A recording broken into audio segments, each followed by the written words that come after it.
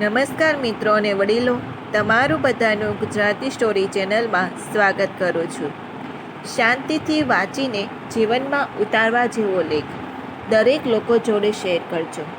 આવી સ્ટોરી સાંભળવા માટે આ ચેનલને સબસ્ક્રાઈબ, લાઈક, શેર અને કમેન્ટમાં અભિપ્રાય જરૂર આપજો. બાજુમાં રહેલ બેલ આઇકનને જરૂર ઓન કરજો, જેથી તમને આવી અવનવી સ્ટોરી સાંભળવા મળે. તમે લગભગ આ કોઈ જગ્યાએ વાંચ્યું અથવા સાંભળ્યું હશે કે ચકલી જ્યારે પણ જીવિત હોય ત્યારે તે કીડીઓને ખાય છે, પરંતુ જ્યારે ચકલી મૃત્યુ પામે ત્યારે કીડીઓનું જૂથ જ તેને ખાઈ જાય છે. આના ઉપરથી એક વાતની ચોક્કસ સમજદારી લઈ શકાય કે સમય અને સ્થિતિ ક્યારે પણ બદલી શકે છે, અને એટલા માટે જ ક્યારેય પણ કોઈ પણ વ્યક્તિનું અપમાન ન કરવું, ક્યારેય કોઈ લોકોને આપણાથી નીચે ન ગણવા. એક વૃક્ષમાંથી તમે લાખો માચીસની સળીઓ બનાવી શકો છો, પરંતુ એક માચીસની સળીથી લાખો વૃક્ષ પણ સળગી શકે છે. આ વાત મગજમાં રાખવી. તમે ગમે તેટલા શક્તિશાળી હો, પરંતુ તમારો સમય મારાથી પણ વધારે શક્તિશાળી છે, હશે અને કાયમ રહેશે. કોઈ પણ માણસ ગમે તેટલો મહાન હોય, પરંતુ કુદરત ક્યારેય કોઈને મહાન બનવાનો મોકો આપતો જ નથી.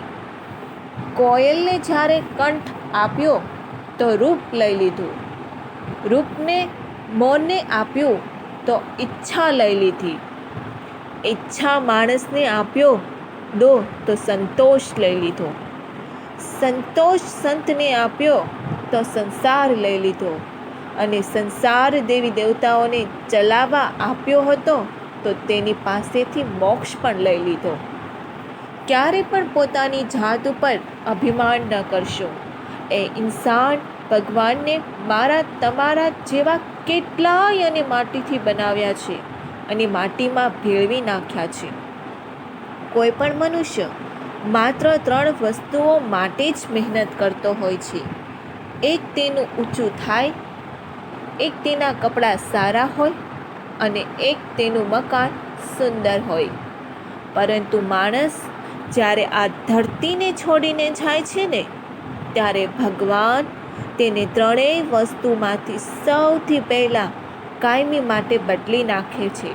નામ સ્વર્ગીય થઈ જાય છે, કપડાં કફન બની જાય છે, અને મકાન શમશાન થઈ જાય છે.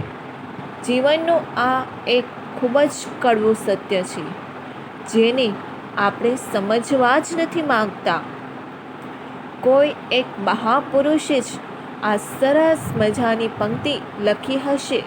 તેને લખ્યું છે, એક પથ્થર ફક્ત એક જ વાર મંદિરમાં જાય છે અને તે ભગવાન બની જાય છે, અને જ્યારે મનુષ્ય દરરોજ મંદિર જાય છે તો પણ પથ્થરનો પથ્થર જ રહે છે.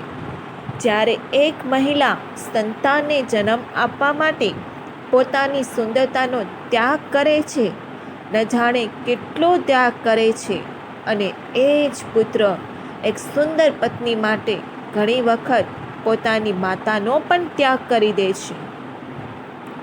દરેક લોકોની જિંદગીમાં દરેક જગ્યાએ સક્સેસ જોઈએ છે, એટલે કે જીત જોઈએ છે.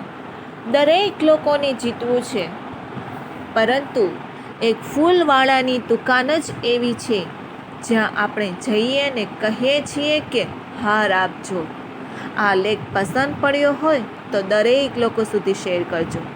ખરેખર જીવનમાં ઉતારવા જેવી ઘણી વાતો આ લેખમાંથી મળી શકે છે.